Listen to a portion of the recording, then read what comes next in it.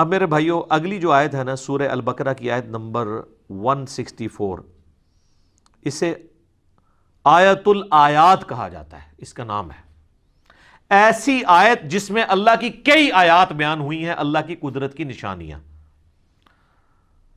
Signs of God, ایک نہیں بے شمار۔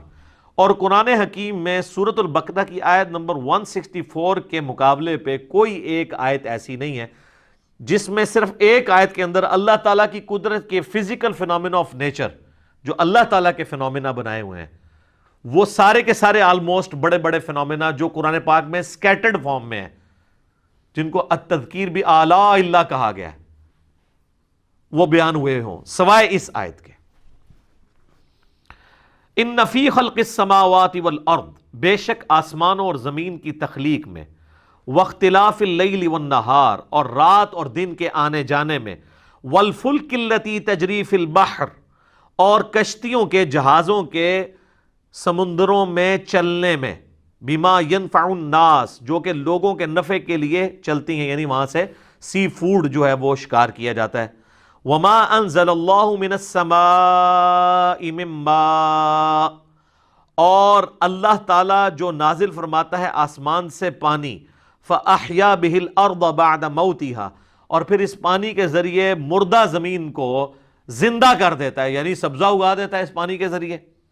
وبث فیہا من کل دابہ، اور اللہ تعالیٰ نے جو زمین میں ہر طرح کے جانور پھیلا دیے ہیں، وتصریف الریاح، اور ہواؤں کے بدلتے رہنے میں، والسحاب المسخر بین السماء والارض، اور بادلوں میں جو کہ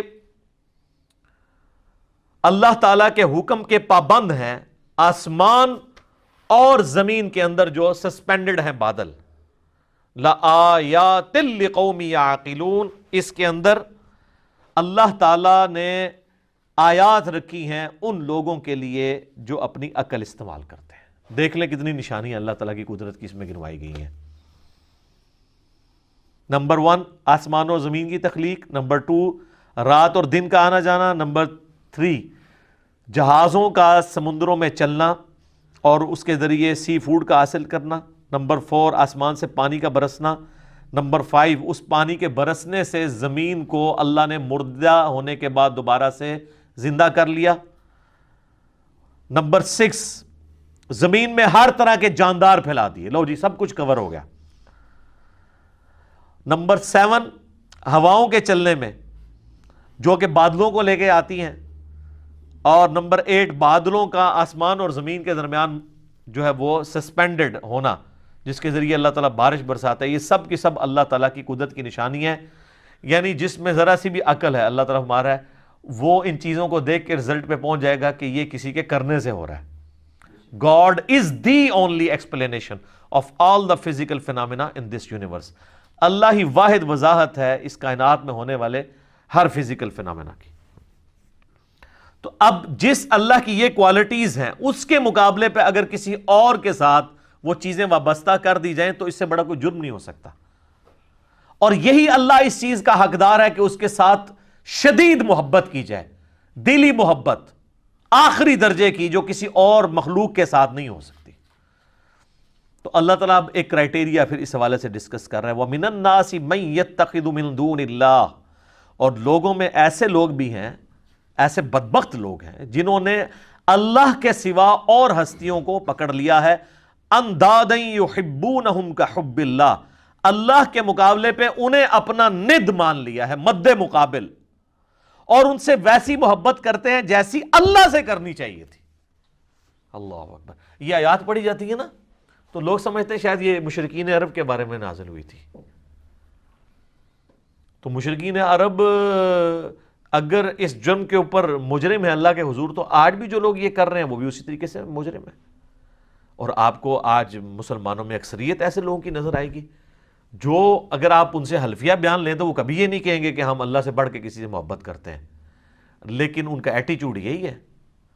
وہ آپ کو کبھی شعر سنائیں گے، اللہ اللہ کیے جانے سے اللہ نہ ملے گا، اللہ والے ہیں جو اللہ سے ملا دیتے ہیں، اور اللہ والے ان کو کہہ رہے ہوتے ہیں جو اپنی عبادت کروا رہے ہوتے ہیں۔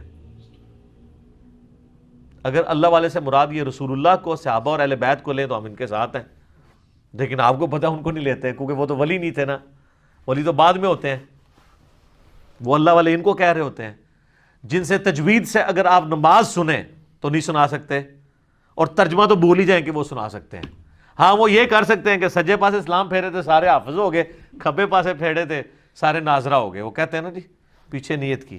تو میں کہتا ہوں جن بزرگوں کے بارے میں آپ کا ایک کلیم ہے نا، اگر آج بھی اس طرح کہتے ہیں نا جی دنیا اولیاء سے خالی نہیں ہے، آج بھی ان اولیاء کو لیں، وہ تجوید کے ساتھ آپ کو سنا نہیں سکتے، وہ آپ کو سنت اذکار نہیں بتا سکتے صبح و شام کے جو نبی علیہ السلام نے تعلیم فرمایا ہے۔ فرض نماز کے بعد کے آپ کو 2-3 اذکار بتائیں گے، 17 نہیں بتا سکتے، ان کی تربیت ہی وہ نہیں ہوئی ہے۔ تو وہ ان ہستیوں کے بعد، حتیٰ کہ سورہ الزمر کے اندر جا کے آئے گا، سورۃ المومن کے اندر، کہ ان کے سامنے جب اکیلے اللہ کا ذکر کیا جاتا ہے تو ان کے دل گھٹنے شروع ہو جاتے ہیں، اور جب اللہ کے ساتھ اور ہستیوں کو شامل کیا جاتا ہے تو ان کے پھر دل پھیل جاتے ہیں۔ اور آپ یہ کر کے دیکھ لیں جناب، آپ اللہ کی توحید بیان، ہم تو کئی بار یہ تجربہ کر چکے ہیں، آپ اللہ کی توحید بیان کریں تو ان کو چڑ ہو جاتی ہے، وہ کہتے ہیں جی کو بزرگوں کا بھی ذکر کرو نا جی۔ بلکہ ہمارے ایک سیالکوٹ میں بڑے قریبی بھائی، تو وہ ایک بریلویوں کی مسجد میں امام تھے، تو جب اللہ تعالیٰ نے ہمیں قرآن کی توحید کی طرف راغب کیا تو دعوت کی برکت سے انہوں نے بھی حق قبول کیا، تو ظاہر ہے وہ اب اناؤنسمنٹ تو نہیں کر سکتے تھے، تو انہوں نے بہرحال توحید کے اوپر درس شروع کیا قرآن کے اندر، جو قرآن کی آیات ہیں اعلیٰ حضرت کا ترجمہ رکھ کے، اب تو کسی کو تکلیف نہیں ہونی چاہیے۔ تو 2-4 دن تو توحید برداشت کی انہوں نے، اور پھر بابے جو ہے مسجد کے اکٹھے ہو گئے، انہوں نے کہ ایک جناب اللہ نو ہی دھوندے رہندے ہو ہر ٹائم، کو بزرگوں کا بھی ذکر کریا کرو۔ یہ دیکھیں پنجابی کا محاورہ نے یوز کیا، ہر ٹائم اللہ نو دھوندے رہندے ہو، استغفر اللہ اتوب الیہ۔ تو ان کو اتنی چڑ ہوتی ہے، اور یہ حقیقت ہے کہ ان کی محبت ان ہستیوں کے ساتھ زیادہ ہے، اور اسی لیے آپ بزرگوں کے بارے میں کوئی بات کریں تو یہ سیکھ پا ہو جاتے ہیں۔ اللہ کے بارے میں کہتے ہیں جی اللہ کو تو پہلے ہی اتنے لوگ گالیاں نکال رہے ہیں، ایک اور نے نکال دی تو کیا ہو گیا؟ ہاں ظاہر ہے وہ نکال رہے تو ہیں، حالانکہ یہ خود بھی نکالنے والوں میں شامل ہیں۔ جی سورہ مریم میں آتا ہے کہ جو اللہ تعالیٰ کے لیے بیٹا تجویز کرتا ہے، یعنی شرک کرتا ہے، شرک کی کوئی بھی فارم ہو، وہ اللہ کو ایسی بات کہہ رہا ہے، ایسی گالی دے رہا ہے کہ قریب ہے آسمان پھٹ پڑے اور زمین شک ہو جائے اور پہاڑ ریزہ ریزہ ہو جائے، ان دعوا للرحمن ولدا، کہ یہ رحمان کے لیے بیٹا تجویز کرتے ہیں۔ اگر زمین و آسمان اور پہاڑوں کے احساسات ہو نا اس طرح کے، تو یہ سارے ان پہ پھٹ پڑے، زمین ریزہ ریزہ ہو جائے، زمین یعنی پھٹ جائے اس خوف سے کہ یار میرے اوپر یہ لوگ اللہ کے ساتھ اور ہستیوں کو شریک ٹھہرائے ہوئے ہیں۔ اور نبی علیہ السلام کی آپ احتیاط دیکھیں، یہ جو ند لفظ ہے نا، اندادیں، سیم یہ الفاظ ہیں۔ مسند امام احمد میں حدیث موجود ہے، الادب المفرد امام بخاری کی کتاب کے اندر یہ موجود ہے، ہم نے اپنے ریسرچ پیپر دعا صرف اللہ ہی سے، اس میں بھی ڈالی ہوئی ہے۔ ایک صحابی نے نبی علیہ السلام کو آگے کہا ما شاء اللہ و شئت یا رسول اللہ، اے اللہ کے رسول جو آپ چاہیں اور جو اللہ چاہے۔ تو آپ نے فرمایا اجعلتنی للہ ندا، یہ لفظ، کیا تو نے مجھے اللہ کے مد مقابل ٹھہرا لیا؟ اب وہ پاکستانی ہوتا نا تو کہتا نہیں یا رسول اللہ مد مقابل نہیں، میں نے آپ کو مستقل بذات نہیں مانا، غیر مستقل بذات، عطائی اور اللہ کے اذن سے مانتے ہوئے کہا ہے۔ لیکن اس ٹائم پہ یہ کہانیاں نہیں ہوتی تھی، صحابہ کرام تو بولے والے مسلمان تھے نا، یہ ساری شیطانیاں ان کو تو نہیں آتی تھی۔ تو آپ نے فرمایا قل بل ما شاء اللہ وحدہ، بلکہ کہہ جو اکیلا اللہ چاہے۔ ایک بریلوی عالم تھے، تو میں نے ان کو یہ حدیث بیان کی نا، انہوں نے کہا جی آپ کو اس حدیث کا مطلب نہیں سمجھ آیا۔ میں نے کہا سمجھا ہے۔ وہ کہتے ہیں اصل میں نبی علیہ السلام نے پوچھا ہے کہ اے میرے پیارے صحابی، کہیں ایسا تو نہیں آپ مجھے خدا مانتے ہو؟ ٹھیک ہے، میں نے کہا تو آگے الفاظ تو کچھ اور بتا رہے ہیں۔ اس کے جواب میں تو صحابی کہتا نہیں یا رسول اللہ میں نے آپ کو خدا نہیں مانا، خدا کا بندہ مانتے ہوئے کہہ رہا ہوں یا رسول اللہ ما شاء اللہ و شئت۔ تو میں نے کہا آگے جو الفاظ ہیں قل بل ما شاء اللہ وحدہ، کہ اکیلا جو اللہ چاہے۔ اگر آپ کی بات ہوتی نا تو وہ صحابی کہتے کہ نہیں میں آپ کو اللہ کا بندہ مان کے کہہ رہا ہوں، تو حضور کہتے ٹھیک ہے کہتا رہے۔ آپ تو بالکل الٹ بات کر رہے ہیں، نہیں مجھے نہیں شامل کرنا ذات، تکوینی امور میں نہیں کرنا، تقدیر سے جو ریلیٹڈ ہے۔ ہاں باقی دین کے معاملے میں تو بخاری مسلم میں کہ یہ حدیث ہیں، جب نبی علیہ السلام سے پوچھا گیا کسی معاملے کا صحابہ کرام نے، اور صحابہ کرام سے آپ نے کاؤنٹر کوسچن کیا، ان کو نہیں معلوم ہوتا تھا تو کہتے تھے واللہ ورسولہ عالم، اللہ اور اس کا رسول بہتر جانتے ہیں. وہ بالکل ٹھیک ہے، دین اللہ اور اس کے رسول سے ہی سیکھنا ہے. اور اسی کو سپورٹیو بخاری مسلم کی حدیث ہے کہ اللہ تعالیٰ عطا فرماتا ہے، میں تقسیم کرتا ہوں. وہ آدھی حدیث بیان کرتے ہیں، پوری حدیث اس طرح ہے کہ نبی صلی اللہ علیہ وآلہ وسلم نے فرمایا اللہ تعالیٰ جس کے ساتھ خیر اور بھلائی کا ارادہ فرماتا ہے اس سے دین کی فقہ عطا فرما دیتا ہے. اور اللہ دیتا ہے اور میں تو تقسیم کرنے والا ہوں. یعنی مجھے بھی جو دین اللہ نے میرے ساتھ بھلائی کا ارادہ کیا، مجھے دین کی سمجھ عطا فرمائی ہے، تو یہ اللہ نے عطا فرمائی ہے، میں تو صرف تقسیم کرنے والا ہوں. وہ اس میں یعنی الفاظ جو ہے نا بخاری مسلم کی حدیث کے کہ واللہ یعطی وانما انا قاسم، اللہ دیتا ہے اور میں تو صرف تقسیم کرتا ہوں. تو وہ انہوں نے جناب اس دو لفظ پکڑ لیے تو اعلیٰ حضرت نے شعر لکھ دیا، رب ہے معطی یہ ہے قاسم، رزق اس کا ہے کھلاتے یہ ہیں.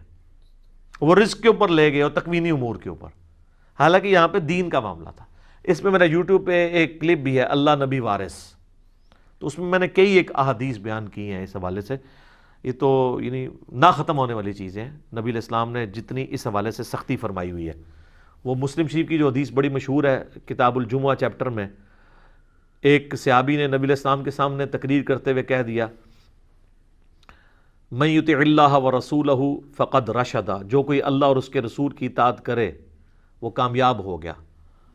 ومن یعصہما، اور جو ان دونوں کی نافرمانی کرے فقد غوا، تو وہ بہک گیا، بے شک وہ بہک گیا. نبی علیہ السلام کو بڑا غصہ آیا، فرمایا بئس الخطیب انت، کتنا برا خطیب ہے تو نے یہ کیوں کہا جو ان دونوں کی نافرمانی کرے؟ تجھے کہنا چاہیے تھا وَمَن يَعْصِ اللَّهَ وَرَسُولَهُ فَقَدْ غَوَىٰ، جو اللہ اور اس کے رسول کی نافرمانی کرے وہ گمراہ ہوا، وہ بہک گیا. اب اس سے ابھی آگے یہ کہہ سکتے تھے کہ یا رسول اللہ میں نے یہ بات تو پہلے کر دی ہے، میری بات آؤٹ آف کانٹیکسٹ نہیں ہے، میں کانٹیکسٹ کے ساتھ بات کر رہا ہوں. جب میں نے یہ کہہ دیا کہ جو اللہ اور اس کے رسول کی اطاعت کرے وہ کامیاب ہوا اور جو ان دونوں کی نافرمانی کرے وہ ناکام ہوا، تو اس میں تو لٹریچر میں تو کوئی خرابی نہیں ہے، آؤٹ آف کانٹیکسٹ بھی نہیں ہے، اس میں کیا مسئلہ ہے؟ اور حقیقتاً یہ وہ اپنا مقدمہ لڑ سکتے تھے، لیکن ان کو پتہ تھا سامنے امام الموحدین ہے صلی اللہ علیہ وآلہ وسلم.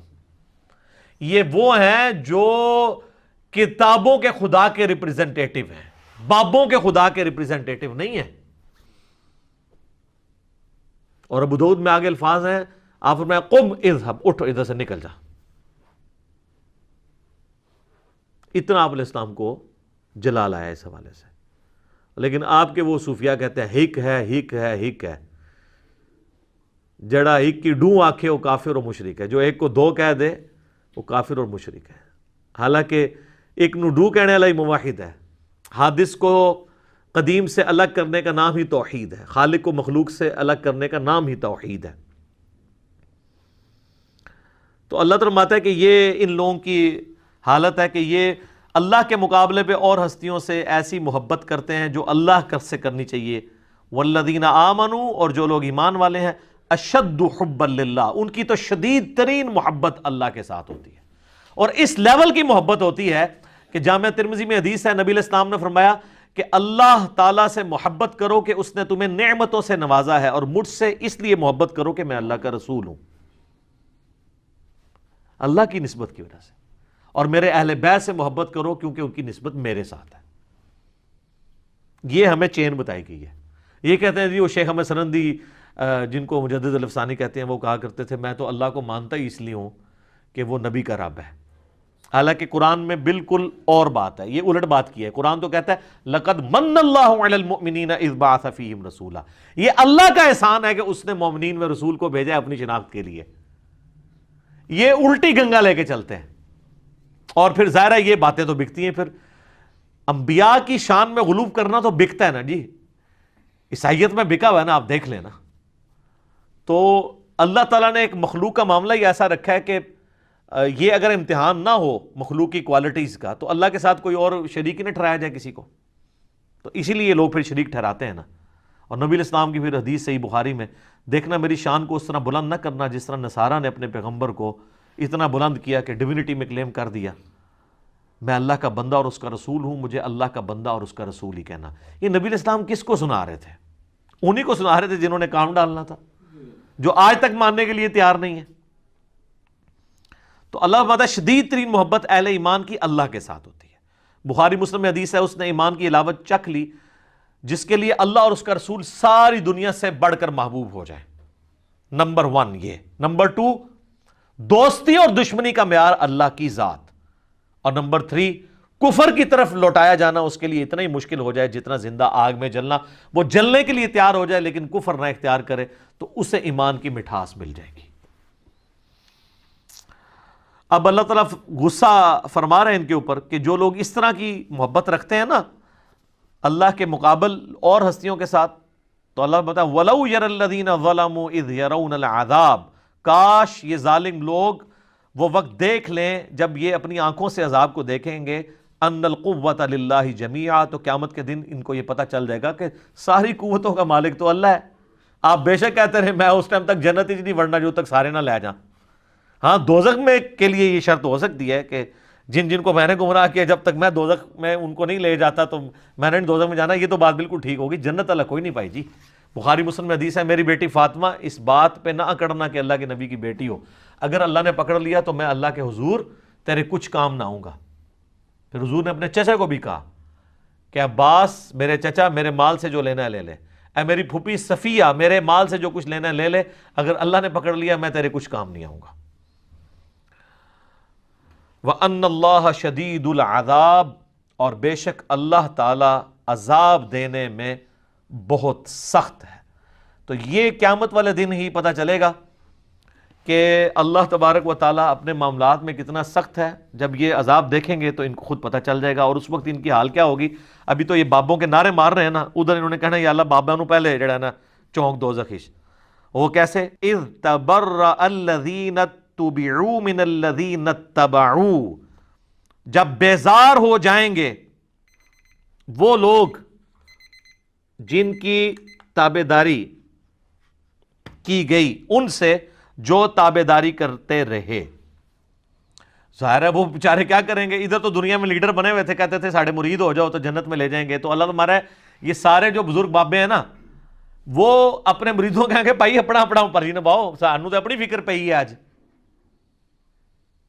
جب وہ عذاب دیکھیں گے وَتَقَطَّعَتْ بِهِمُ الْأَسْبَابُ، ان کے سارے تعلقات آپس میں ٹوٹ جائیں گے، پیری مریدی ختم، بیعت ٹوٹ جائے گی، تجدید بیعت بھی نہیں ہو سکتی۔ وَقَالَ الَّذِينَ اتَّبَعُوا، تو پھر جب وہ یہ مرید یہ دیکھیں گے نا جو اتباع کرنے والے تھے، وہ کہیں گے لَوْ أَنَّ لَنَا كَرَّةً، کاش ہم دنیا میں ایک دفعہ دوبارہ چلے جانا، پھر تو ہم پوچھ لیں گے تسی تاڑے نعرے مار مار کے تو چندے دے دے کے فَنَتَبَرَّأَ مِنْهُمْ كَمَا تَبَرَّؤُوا مِنَّا، تو ہم بھی تم سے بیزاری دنیا میں ظاہر کریں گے جس طرح آج تم ہم سے بیزار ہو رہے ہو نا، اگر دنیا میں دوبارہ جانا نصیب ہو جائے نا تو ہم اب دنیا میں گئے نا تو ہم انجینئر صاحب کی ویڈیوز ہی دیکھا کریں گے۔ ظاہر ہے یہ نعرہ کون لگا رہا ہے کہ نہ میں وابی نہ میں بابی، میں ہوں مسلم علمی کتابی، بابوں سے لانے برات کون کروا رہا ہے؟ جو نبی علیہ السلام کی مبارک دعوت کو لے کے چل رہا ہے، اور آپ سے ریکویسٹ کرتا ہے کہ مرنے سے پہلے اے مسلمان کر لے اس پہ غور، کتابوں کا خدا اور ہے، بابوں کا خدا اور۔ اچھا وہ یہ کہیں گے یار یہ تو کافروں کے بارے میں آیات ہے، ان سے صرف ایک معصومانہ سوال کریں کہ یہ بتائیے، ہم لوگوں سے یہ کرتے تھے کہ یہ بتائیں کہ یہ جو آیات ہے اس میں غلام احمد قادیانی فال کرے گا کہ نہیں، کہ جو قادیانی ہیں وہ قیامت والے دن جب غلام احمد قادیانی کہے گا آج تو میں خود عذاب میں جا رہا ہوں، میں تمہارا کیا کروں، تو قادیانی یہ کہیں گے کہ کاش ہم دنیا میں چلے جائیں تو ہم بھی تجھ سے لانے میں، کہتے ہیں بالکل کریں گے۔ تو ہم کہتے ہیں غلام احمد قادیانی تو قرآن کے نزول کے 1300 سال بعد آیا ہے، تو اس میں تو نہیں ذکر، یہ تو مشرکین عرب کے بارے میں آیات ہے۔ تو وہ کہیں گے نہیں مسئلہ یہ ہے کہ جو بھی کرے گا تو آڑے نہیں کرتے،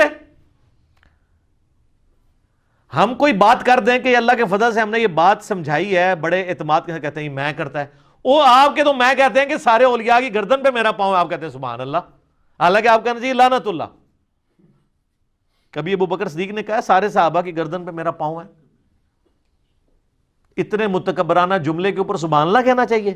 شیخ عبد القادر جیلانی کی طرف جھوٹ منسوب ہے، ہم نہیں کہتے انہوں نے کہا ہوگا، اگر انہوں نے کہا تو وہ پھر اولیاء اللہ نہیں ہوں گے، اور اگر اولیاء اللہ میں سے ہیں تو وہ اتنے تکبر کے ساتھ نہیں بول سکتے۔